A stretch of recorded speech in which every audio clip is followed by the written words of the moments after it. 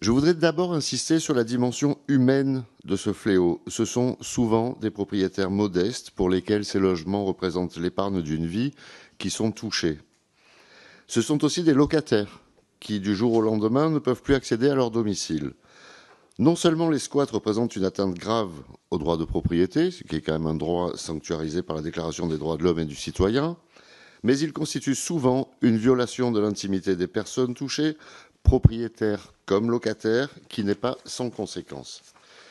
D'autre part, il ne s'agit pas d'une somme de problèmes individuels, mais d'un phénomène entier qui fragilise l'ensemble du marché du logement et du secteur du bâtiment, en alimentant la défiance des investisseurs et en dégradant le parc privé, donc en aggravant la crise du logement et donc directement la crise du bâtiment.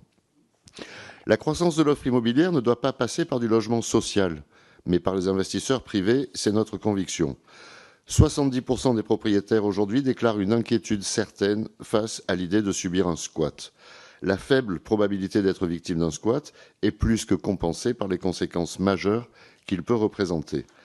Cette inquiétude peut constituer un frein majeur à l'investissement locatif pour de nombreux Français, alors que nous connaissons une crise majeure de l'offre de logement dans notre pays. En ce sens, nous devons tout mettre en œuvre pour faire cesser ces situations individuellement insupportables et collectivement largement condamnées, économiquement très préjudiciables.